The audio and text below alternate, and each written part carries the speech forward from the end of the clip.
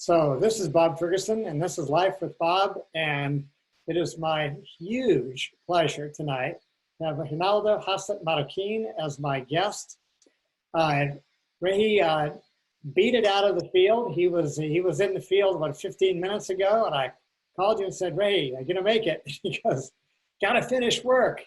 So that's why we're a few minutes late, but that's okay. When you're dealing with farming, you get the work done when you can get it done. So we're really going to have an interesting and very far-reaching discussion tonight. He is a master of many things. He's an agronomist. He has graduate degrees in agronomy and soil science. He is really a revolutionary in the very best sense of the word. Comes from an extraordinary background. I don't want to spoil the show by telling his story for him. I'm going to have him tell his own story. But he really is taking on the incumbent agricultural system, which is really doing some real damage to our health, real damage to our environment, and bringing a synthesis of indigenous knowledge from his native Guatemala with the very best of modern agronomic science, and really coming up with something very, very powerful. We're also going to talk about, based on his background and based on what's happening with people migrating from Central America and Mexico into the United States, there's a lot of misunderstanding. There's a lot of lack of understanding of what the historical roots of that are. And so this is going to be a very, very broad discussion. But as we talked, it seemed like many of these issues, immigration and food security and biodiversity and truly a regenerative agriculture, they all kind of come together. They all come together as a package. So it's really a pleasure to have you with me tonight. Sounds great, Bob. I really like your spirit and the way you approach these issues. And I've watched some of your shows and truly, really see a lot of that energy coming through. I don't know how you want to approach this. I'm just happy to have a conversation. If you have a way you want to do this, let me know. Otherwise, I can also set the tone if you want me to. I know if I can. I don't even have to wind you up. I just have to put the on switch and it is off. Well, let's start with your background, because I think it's really important for people to understand where you came from. And as you told me, in Guatemala, the society is much more stratified, and kind of there is a level of society that lives on the edge of desperation. And that's where you told me your family grew up in a peasant environment where if you didn't grow, you didn't eat. And so just take us back to, and let's give us a sense of how you got where you are right now. Sure. And just for more extensive background on that, those interested in actually reading in more detail can look up my book, In the Shadow of Green Man, and go really deeper into the stuff we're going to touch on right now. Now, the basic background you want to know as we try to frame not only the desperation that, the ecological devastation of the earth, pretty much. I mean, I don't think we have to say or limit it to any specific area anymore. The devastation that we have caused in our pursuit of profits and in our implementation of the most egregious ways and forms of greed, what we have caused in terms of ecological destruction has incredible ripple effects that not only are we feeling them now, but also they are not new. This has been building up, and we're just, like Al Gore said in the past, in his Inconvenient Truth, it's just been warming up, but we tend not to jump out of the water if it's warming up slowly. So it's really what we are seeing now. Now back to where I was raised, and I was born in Eastern Guatemala. It's what we call the dry corridor. Because it's in reality, what we have is a mini version, the size of half of Minnesota, version of the continental US weather with the Rocky Mountains. For us, it's the Sierra Madre. And it cuts Guatemala from north, cuts through the center of the country, and then veers west towards the Pacific Ocean, and actually crosses into Mexico and ends all the way on the other side on Mexico's territory, southern territory. So that mountain creates what's the equivalent of the rain shadow. This same thing that the Rocky Mountains cause. So on the eastern part of that mountain, there is a small part of the country, is about roughly, maybe 30% of the country is within that dry corridor. That's where I grew up. I mean, that's where I was born. And the reason we had to move from there and migrate to the northern rainforest, which is on the other side of that shadow of that mountain, is because of water. I mean, basically, we couldn't do what we were doing. We couldn't grow the food, and anything that happened with water was potential high risk. So, for example, if we had too much rain, the river would overflow and then carry with it the small dam, rock dam that we had to irrigate our crops. Now, after the flood, it will dry up again, and then we were waterless, even though we may have had a big rain. On the other hand, if it didn't rain, then the river dried up and then we couldn't irrigate. Either way, we were really in bad shape. So my parents decided we were going to go to a place that has water, and everybody knew that on the other side of the mountain, it rained, as we used to say, 13 months of the year. And so we moved there. Now, the interesting thing is that, despite having gone through all of these, challenges of moving, being in poverty in the first place, and then having to move and spend all your little resources on moving, and then you end up on the other end with no home, no money, no land, and, in our case, camping out in a shack made out of palms. I mean, that's how basic it was. All of us huddled under this very small, maybe 8x8 space. I was already the 7th kid. So there were 6 ahead of me, plus my parents. And, those are the first memories I have of moving up to that part of the country and then starting all over again. Except there's water now and there's a forest. And even within those conditions, you may think there's abundant food, but it takes a while to set up the system so that you can start producing food.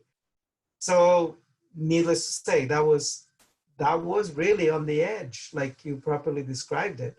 Right there on the edge of not having any food at all for a whole day, having a meal a day, maybe 2 sometimes, finding good neighbors that would help you out while you get your own crops going, and then not even having good assistance on what kind of crops and what kind of science to apply, to the extent that what we did was cut the forest, plant corn and beans and squash and things like that, just to realize 3 or 4 years later that was exactly the way to go hungry, rather than the way to grow food in a holistic way and actually feed ourselves more permanently. And so, the whole experience moves into, well, again, parallel to that whole situation, there is a war that is raging and increasing. And, I'm sure you want to touch on it later, but the origin of that war had to do with the United States intervention of Guatemala.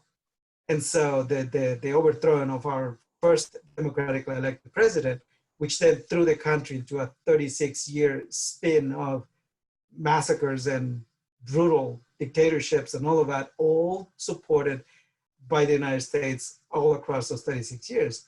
And so even now, still, in between, not completely, the US not completely against the continuation of the military rule in Guatemala. And of course that, even now is still scary to talk about this. We just elected a new president last Sunday, and it's a continuation of that, militarization of the country again. It's just reverting into a lot of that old pattern, and the country's still watching, continues to watch, and the potential of conditions to get worse is now more evident than even 4 years ago, when the president that is leaving the administration in January is going to hand over to the new president. by the way, we got 4-year presidents and there is no re-election. There's no second term. Now, that has been like, two ends of a life spectrum that really, within that life spectrum that I have had to go through, I could pretty much talk about every stage of how you undo a country, but if you're a powerful country like the US, or how you build food security and hope in the midst of all of it.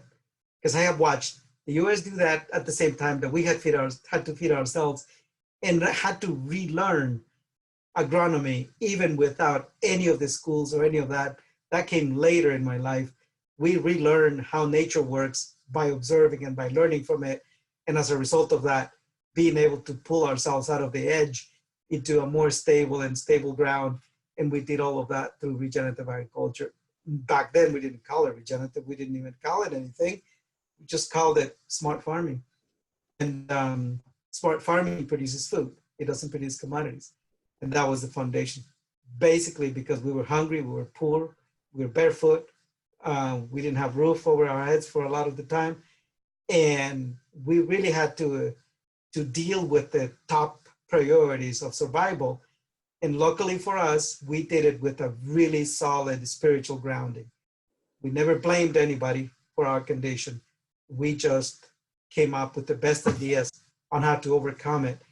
And that became the foundation of the work I have done for the rest of my life. And that's what I do now. And we can go into that as we progress in this conversation.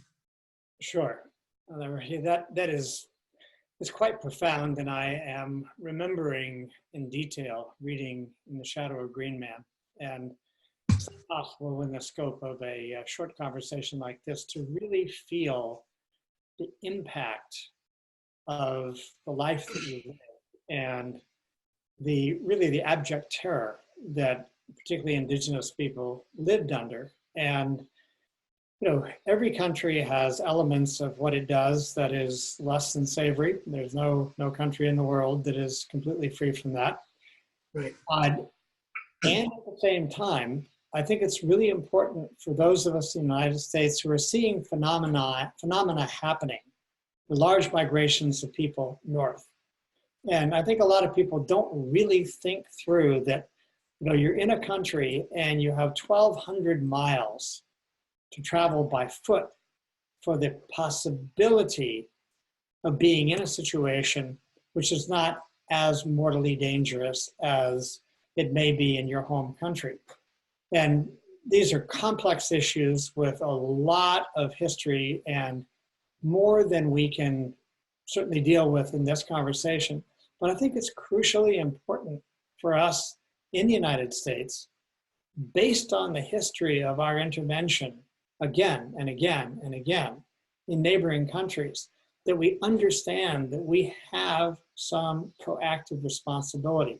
We're not just sitting here being overrun by people coming from the South. So, that's probably enough said about that at this point, because we can draw back into that situation as we continue your story. So your family stabilized because you learned how to work with nature. You learned how to have the soil stay fertile rather than just slash and burn and everything goes out and you have to abandon the ground in a couple, 2 or 3 years.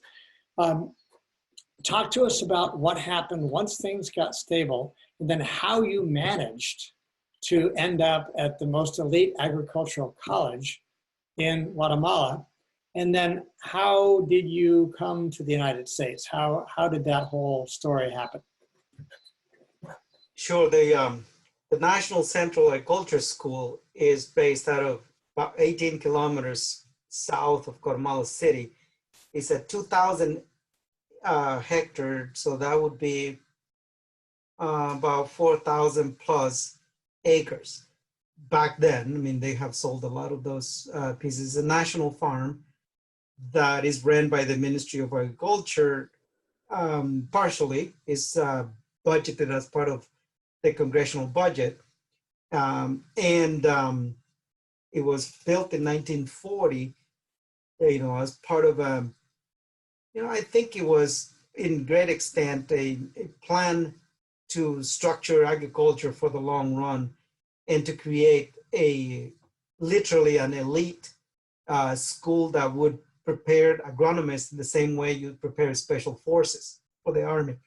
In fact, the school itself was very militarized from the beginning. Their morning routine was, 5 a.m., 6 a.m., marching with your hoe and your, just not rifles. But for a while, they used wooden rifles, to create a sense of military discipline.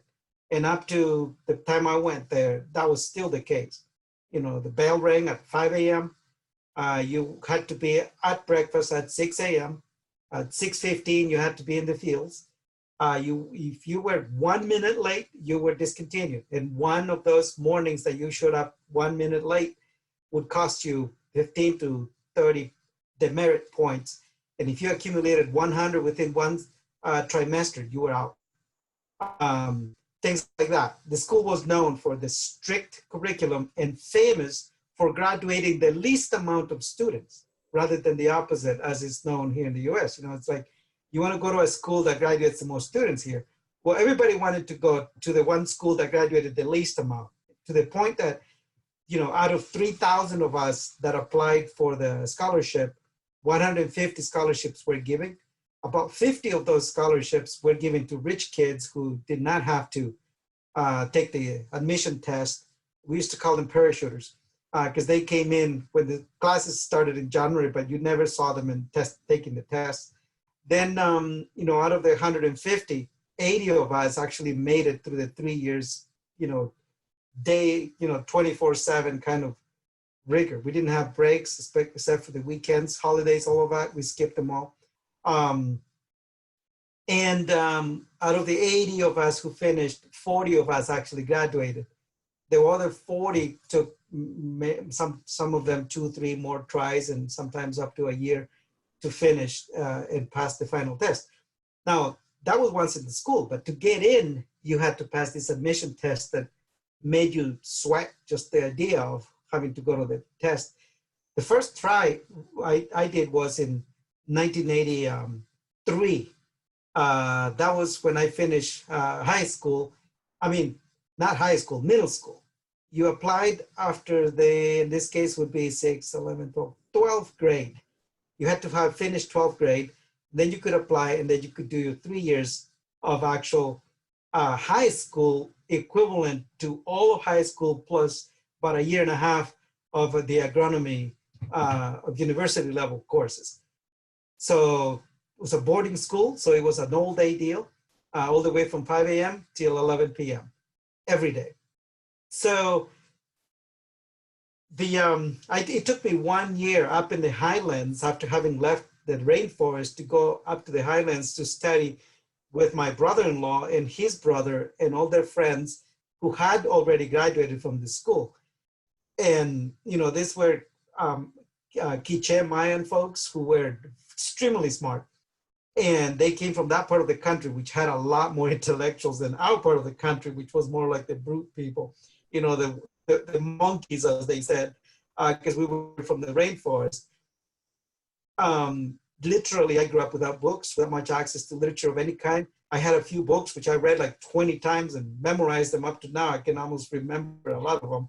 So anyway, bottom line is, I really didn't have that broader understanding of the world and the science and all of that I had to have in order to pass that test. So the first time in 1983, I failed it, and miserably. And I wrote that story in the book because, I did everything, but I was catching up with some of the best minds in the country.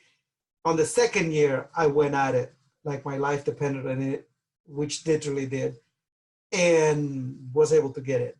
So I went into the school in 1985. I feel like I got a master's degree in order to get into the school itself. And then the 3 years there were, to me, like the best years of my life. To me, that experience was very rewarding. What was punishment to many was a treat to me because I was looking forward to all of that.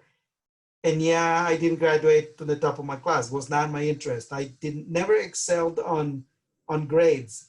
I just excelled at looking sideways and upwards and downwards and deep into stuff and studying until midnight every day without, studying stuff that had nothing to do with the test the next day. Up to now, that's exactly the way I like to run learning and all of that. So that's agriculture school in not too much of a nutshell, but so that you listeners can get a sense of how much that meant to me. It was, you could only go to this school with a scholarship. You couldn't pay your way. And that was critical to me because I had no way of going to school. I would have been another, kid who finished 6th grade and that was it. My dad doesn't know how to write and read. My mom taught herself to read and write. And we were geniuses if you finished 6th grade of elementary school. That was the pinnacle. That was understood. Like if you graduate with a couple of PhDs today, that'll be the equivalent of 6th grade for us when we were kids. That was the top. I mean, you made it if you got to 6th grade. That was our understanding of education. Up to now, I'm the only one who finished the university, who actually have a degree, a college degree, and a lot more university level studies in the whole family of 13. So just to give you an idea of that background, it's really critical. Education to me has been like the most important thing in order to move through this world that we have to understand even deeper now. But I mean education. I don't mean college degrees. That's a very different thing to me. I mean, to me, the college degree was just a kind of a seal of approval. But it isn't where, university isn't where my knowledge and my understanding of science and technology came from. That, like many around here, I acquired it on my own, and I acquired it out of the University of Life. And so because of that, I was also very attracted to doing volunteer work and working with communities where there were critical things to deal with. And, going back to my own background, when I graduated from ag school, I got a job with a chemical company. I lasted only a couple of months. I wrote that story in the book too. Yeah. And instead of that big job, I resigned from it and I went to half volunteer at a high school to teach organic agriculture in the dry corridor where we had originally come from. And that is, that connects very vividly to today's immigration issues. The dry corridor has been in a drought forever. Famines have been the permanent in the region. And I was attracted to that region to see if I could use my newly acquired expertise and knowledge in fixing some of that. And because of that work, I ended up volunteering back in the highlands at an orphanage because I learned that I didn't know enough and I needed to go back to the university. And in that attempt at getting a degree from the University in Guatemala, which I started with the Faculty of Agronomy at the University of San Carlos, the weekends I would volunteer at this orphanage up in the highlands. And I met my wife, who was also volunteering there after graduating from St. Olaf College in Northfield, Minnesota. And a year later we married. And after we married, still in Guatemala, she came up here to go to the University of Minnesota.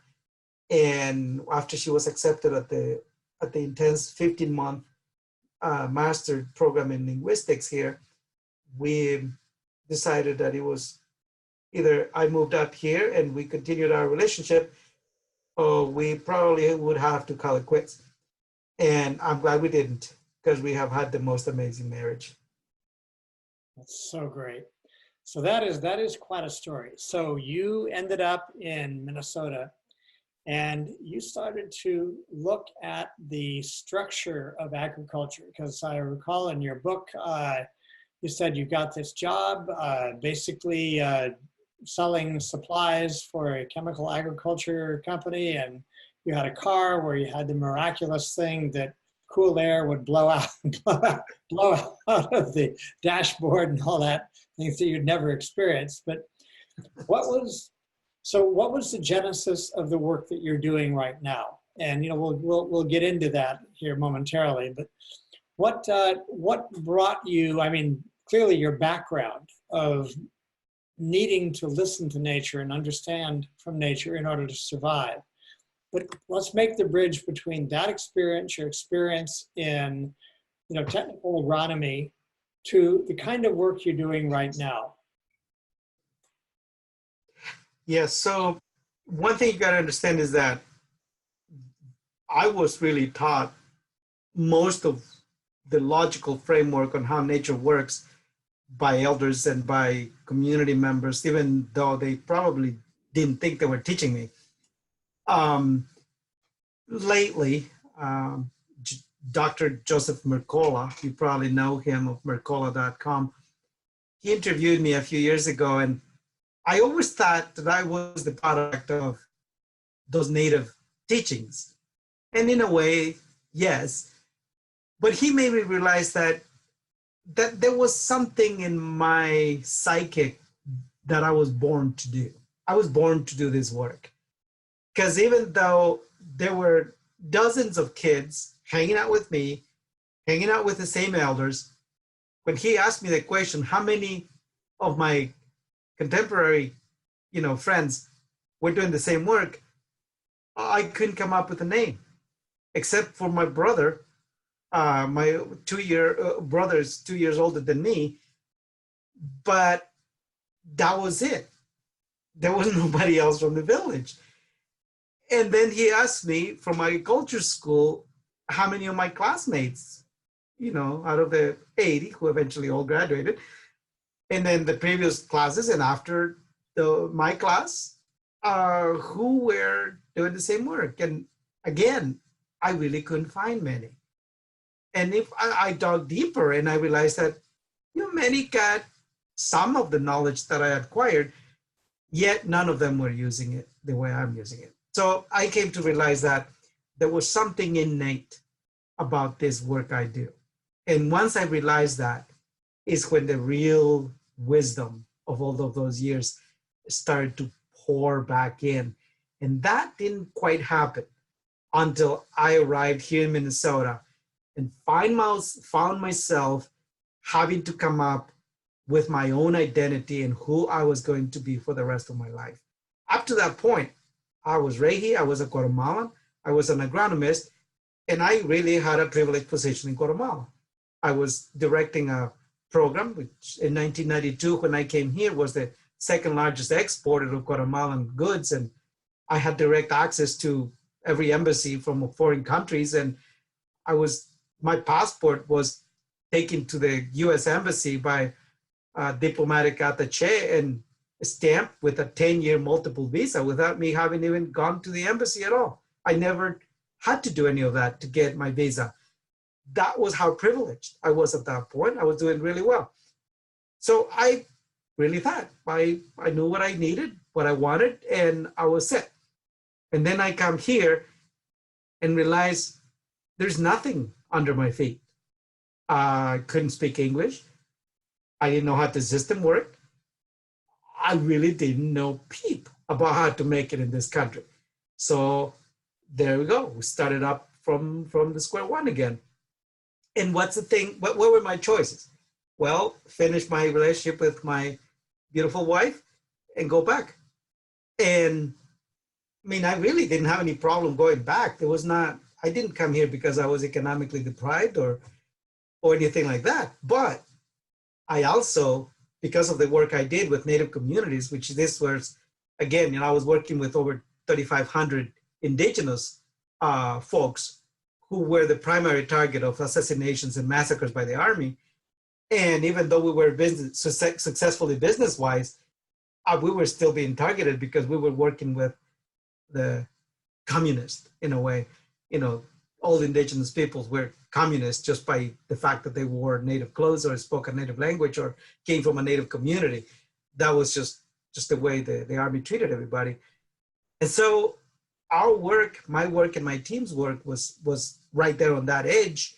The only thing that saved us was the fact that we had so much international support. I believe now, looking backwards, I think I made it by the hair of my chin, if you think of it, because we were being targeted. I just wasn't fully aware of how close we were being targeted. So once I learned that after I was here, and I learned that there was military intelligence from Guatemala installed right there in Minneapolis, right in, right in front of everybody's noses, and nobody knew about it until I started digging further about, and checking out some events that did not look right. And remember, I came from with a lot of experience on identifying who was a military, who was a rebel, and who was a real, activist in the community, and not necessarily aligned with either side.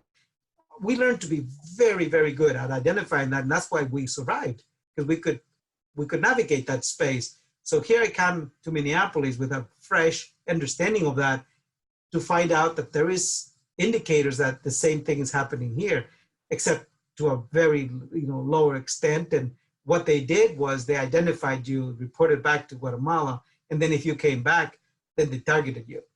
So that really opened up my eyes to the fact that I really had to figure this out all the way from square one. So I really went into learning about business, learning about how you start a business.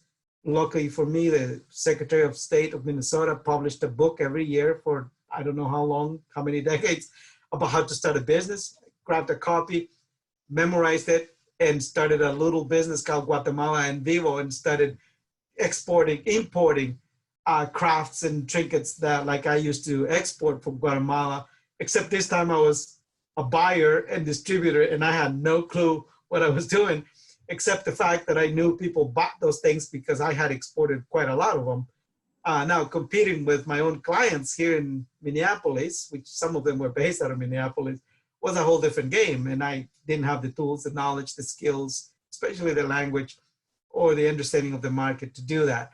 So I was partially successful, just enough to survive and, buy orange juice, which I fell in love with as soon as I got here. And up to now, I'm known because I used to drink all the oranges in the house, like as soon as we bought it. So anyway, that was just allowed us to survive and to keep moving along. And so the work with the agriculture started after that part became clear it wasn't going to work. I met some people doing that and connected to the Institute for Agriculture and Trade Policy.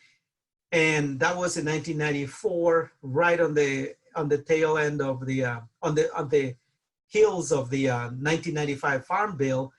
And so reading about and helping IATP, the Institute for Agriculture and Trade Policy, bring Latin American representatives to participate in the process of the Farm Bill, foreign trade and all of that is directly affected by that Farm Bill, to the USDA international programs and all of that, sort of gave me a glimpse of this whole world and how it actually works. And that was the beginning of trying to figure out, okay, so I'm an agronomist, I understand farming, production and all of that, but I understand very little about international agricultural policy and even US policy. And I realized that in order to exercise my profession in this country, I had to start from there. So, moving forward, what I realized was, I started going to the University of Minnesota, trying to get a degree in agriculture. And I finished one semester and realized, honestly, no disrespect to the universities, I really wasn't going to learn about farming at those schools. I was definitely going to learn about commodities and agribusinesses and that kind of stuff, but I was not interested in that. I already knew my identity had nothing to do with that. And I had the indigenous training that I wanted to bring back up. And that was the finding of my identity in this space.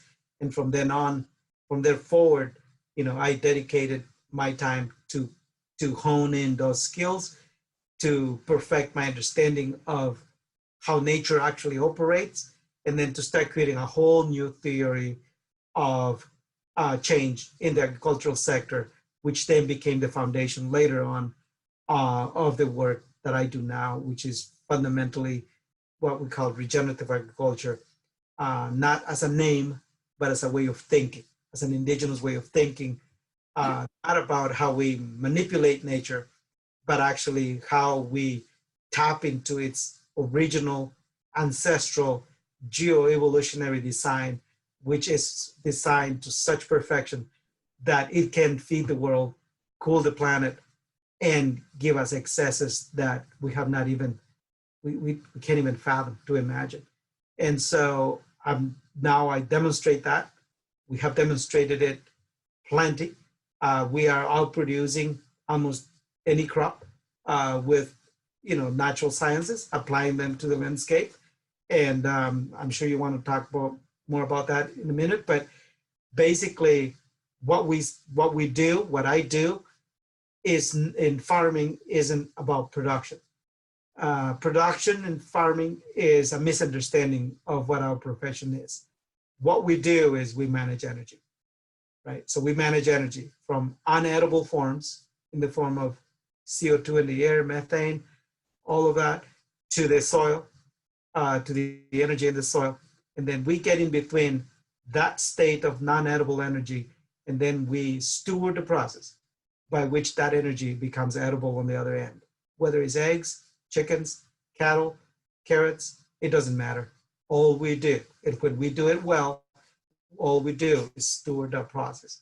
And when we understand agriculture like that, then the 99% that we miss when we focus on commodities opens up in the whole universe of energy transformation, the foundational laws of thermodynamics, the whole principle that all the energy that is floating around has existed for billions of years, and all we are is actually a reflection of that very flow of energy. Our skin, our teeth, our eyes, our hair, the carrots and everything is just a reflection of an ever-ending cycle of energy transformation. When we understand that, the real work, the real world of agriculture opens up in front of you. And then we can start healing the world, healing all of this devastation, and eventually, hopefully,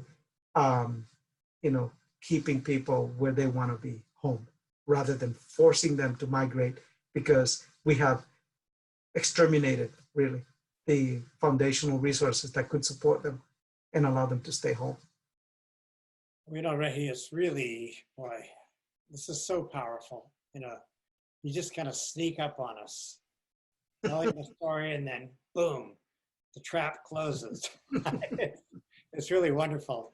I had a chance last month before, to be up with you and to shoot some video as you went through the farm, the system, the energy system that you've created. And it's just something really remarkable.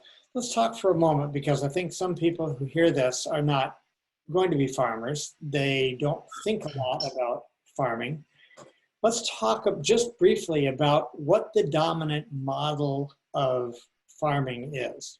What are our assumptions? Because the assumptions then create the systems, right?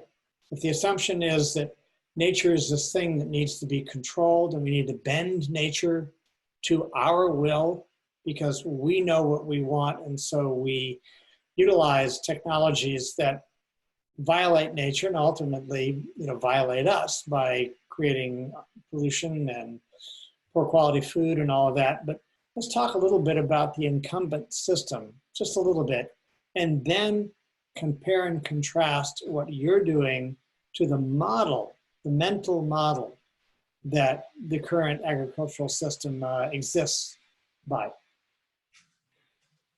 Right. So let's use two angles. The first one is the science. So conventional farming is based on a very narrow slice of science. That science has been merged with a linear economic model. Now, the reason the system operates the way it does has nothing to do with nature. Nature is actually an enemy in that case. And there is no coincidence that, almost 100% of the whole industrial agriculture system is a war machinery.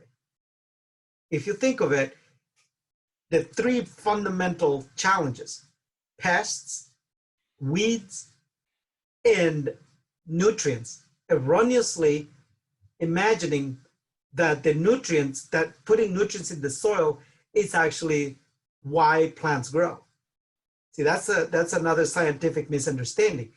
Now, if you can manipulate those three things, then you can create an economic system that actually allows for the very finite yet effective and efficient extraction of a slice of the energy that flows across an ecosystem.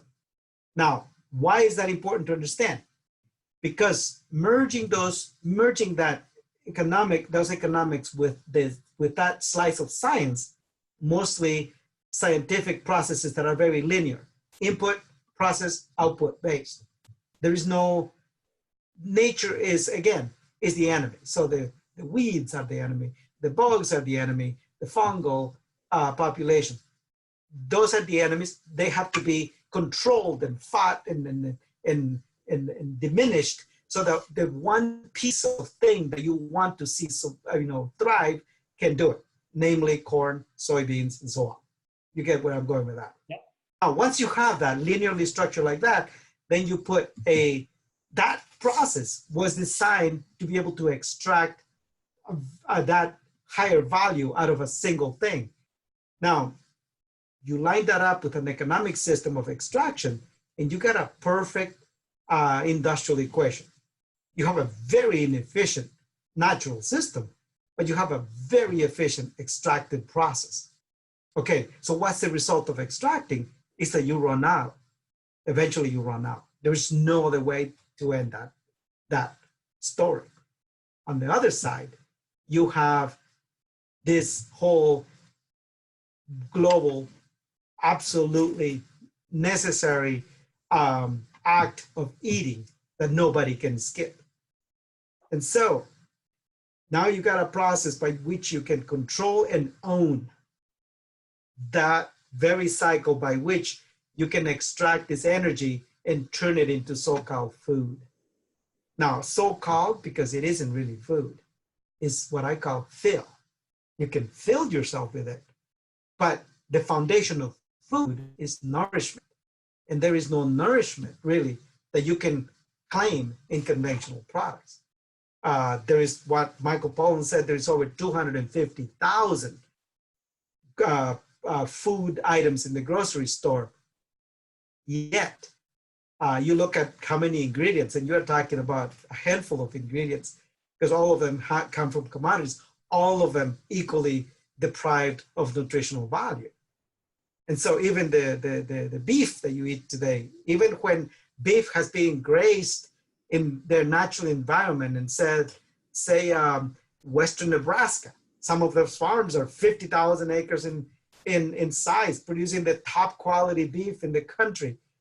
Yet the industrial system takes that, it's not interested in the integrity of that beef, it takes it over, finishes it, inflates it, in other words, with hormones and, grains, with foreign things, that are not naturally to that organism, so that it can increase the volume, not the nutritional, again, not the nutritional, but the volume, so that per pound, you get the illusion that you are paying less for your food, when in reality, you are paying 3 times or 4 times more for the nutrition that you could get out of a product with integrity. For that same beef, just a few months earlier, you would have been paying much less, maybe around half of what it will cost you later, the same amount of nutrition. But if we talk about nutrition. So fundamentally, what we have is a so-called food and agriculture system, which is only intended on the exploitation and extraction of resources, and does that on the fact that we need to eat. But it doesn't deliver the nutrition that we need. And so it's a really important differentiation to make, because we talk about, as in the industrial system today talks about itself as in it's necessary to feed the world. Yet it produces no food, it produces fuel. And so to feed the world, you need nutritionally valuable foods, not fill. And what you have in those, primarily the supermarkets, is fill. So this is where the confusion between food systems, as conventionally talked about, and actually feeding the world needs to be clarified. We can feed the world, yes, but it isn't going to be done because the conventional system is so massive and large. In fact, if you look at the poverty and hunger and malnutrition, diet-related diseases, all of the consequences of filling your body instead of nourishing your body, they now probably triple the profits that, or the value of the system itself. Why? Because we're eating disease. Really, we are degenerating our bodies, degenerating the landscape. Just the cost of fixing the Gulf of Mexico's dead zone, which is the consequence of runoff from agriculture primarily in all of the upper Midwest. You know, if you think of the Mississippi River, I believe it's 1/3 of the continental state, continental US, that is drained by the Mississippi headwaters. And yet, if you look at the waters like right now, you know, the chocolate color every spring, and every time we get storms now, which is more often, you don't see water going down. You see our soil.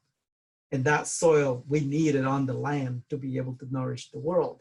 Yet the industrial system, you know, practices, because it doesn't really need the soil. It uses it as a medium to be able to extract that value, lets it go down in, you know, mixed with all of the poisons and everything that has to be put into the land to fight this war against bugs and pests and so on. So fundamentally, that's the way we have to see it. And if we don't see that, then it's very hard to understand what we have to do. Now, keep in mind that most farmers, I don't believe most farmers, very few probably actually understand what they are part of. All they know is that they inherited a tradition on the land. They're the people of the land. They do what they do. There's a system that buys their products, corn and soybeans, which is really what we grow around here for the most part. And they think that's what farming is about. And for them, that's what it is. Now, food production is a whole different story. Farming, maybe that's what that is. So if we're going to flip the conversation, we got to realize that in the context of regenerative food production, we don't talk about, number one, we don't talk about commodities. We still talk about corn, some soybeans, but honestly, we don't need soybeans, especially in the Midwest, because we got much better other products that are perennial, like hazelnuts and other nut trees that can produce as more protein, oil. All the products that come out of soybeans can actually be produced in the Midwest without ever clearing a piece of land, and without most of the machinery that is needed, and without any of that runoff, and definitely without any of the inputs that go into soybean production. Corn, on the other hand, and other grains are a different story, but they can also be produced in a way that don't require plowing and tilling and all of that. There is plenty of technology now that we know of can be put into the ground so that we can eliminate tilling and all of that. And as a result of that, most of the burden to farmers, which comes not from growing the crops, but from the debt on machinery and inputs and all of that, most of it is actually unnecessary in order to produce food. So that's what we are now in this transition time, where whether we want it or not, climate change is making us really rethink the way we treat the land, the soil, and the way we think about food. Now that we are forced to do it, I hope we can start using the full spectrum of the scientific knowledge that we have acquired, and that is actually necessary in order for us to produce nutrition, good quality nutrition. And by the way, we don't need to plow all the land that we have plowed so far to feed the world. The numbers show that we need only a portion of it, that we could be preserving a lot of our landscape for future generations. The reason we're not doing it is because there is too much greed, and there is a system that is inefficiently using it. for the purpose of extracting wealth instead of for the purpose of producing food to feed the world. I mean, that. This is really fascinating, and I've already made up my mind that we've been going for an hour, and I think this is going to be volume 1 of this talk. And even if we need to do a special Life with Bob, there's nothing sacrosanct about doing it at 8 o'clock on Monday night. I just made that up, right? So we can do Life with Bob anytime. I think what I'd like to do is leave people with these thoughts for tonight, and then reconvene either on another Monday, move things around. And I'd like next time, you've got wonderful slides that explain everything that you do. You know, there's no dearth of videos out there, but hey, this is Life with Bob. And I want this to be a wholeness. And so I think what we'll do is next time we'll do a super deep dive into this whole idea of farming as transfer of energy, because it's not radical. It's not radical. It's the way nature has been doing it for 4 or 5 billion years, however long this planet has been operating in the systems that it's been operating under, as long as soil has, been created, from rock. So it's not radical, but it's very, very different than what we have been used to. Anyone who is familiar with farming, as it's expressed in a commodity farming. And it's so exciting. It's so powerful. It's so enlivening in terms of solving so many of the existential threats that we have. Climate change, undernutrition. I was just at the Shaklee conference in Las Vegas. In 1980, there was Centers for Disease Control numbers on obesity. And there were a few states that had obesity at some fairly pronounced level, but the rest of them didn't. You go 40 years almost into the future, it's not even 1980, it was later than that.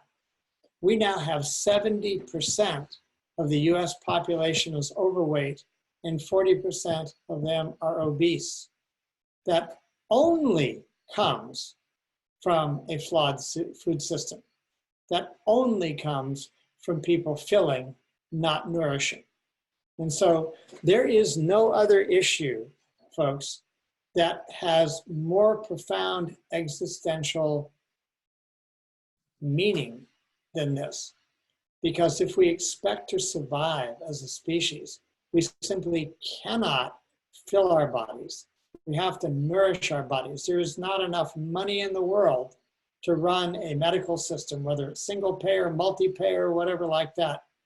If everyone is killing themselves by and degrading their body by the way they eat, there isn't enough money to fix all of the problems that come up.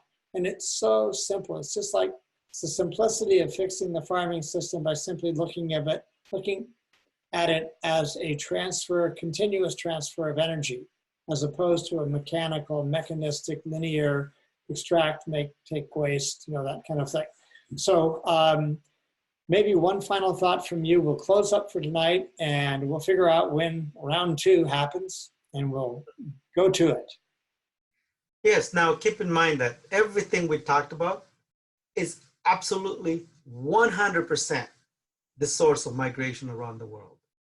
Why? The first reason, the most important reason people migrate is because they are hungry. Honestly, the economics are secondary. And I can tell you this from firsthand experience. On Friday, just 3 days ago, I came back from Guatemala from a 2-week tour. This is my 3rd trip this year alone. Last year, I traveled there 6 times. I go to the communities where a lot of the migrants are coming from. I gotta tell you, if you, Bob Ferguson, and all of the friends that listening and not listening to this conversation were in the same situation, you would do exactly the same. Now, the reason those communities are having to do that isn't because they want to leave those communities. There is no choice, and nobody just dies without a fight. They're just fighting for survival. We fail to understand that also the reason they are leaving their places is because the industrialized world first invaded their communities, migrated to their communities, migrated their extractive system to their communities, and dispossessed them of the fundamental resources that they were living on. And after extracting everything out of them, including their labor, paying them nothing, discarding them as nobodies, those folks end up in the conditions they are now, and then we blame them. Now that is, to me, I don't know what to call that, honestly. It is the most profound disgrace of the human mind, of the human spirit, of the reason we exist. It's just too many things to find a word to describe that. I don't have the language.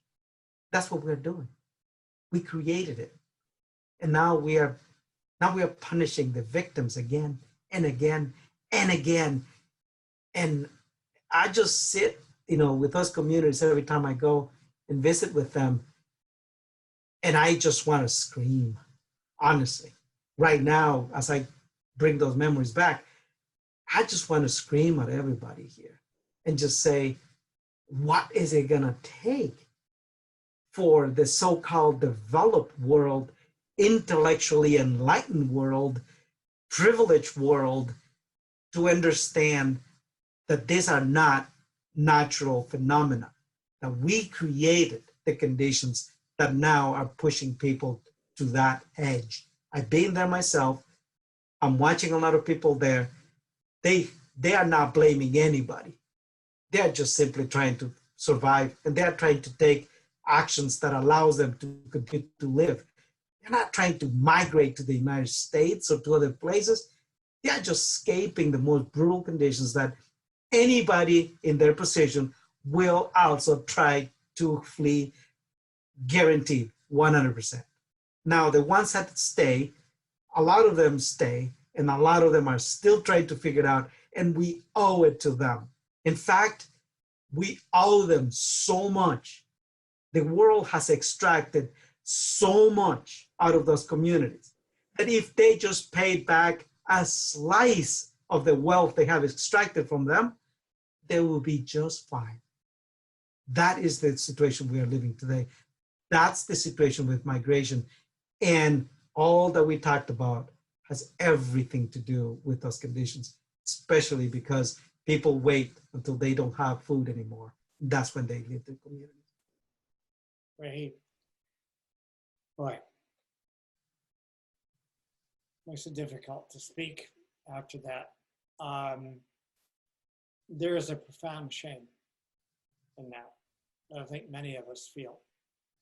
So this is all really powerful, really heartrending, really, really, really important for the dialogue that we're having in this country to really, truly understand the dynamics that have created the situation that so many people feel free to rail against.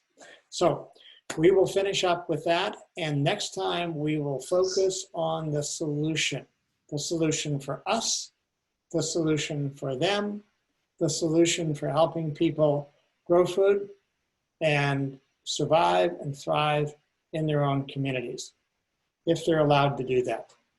So Rehi, bless you, my man. This was just really as powerful as I thought it was going to be.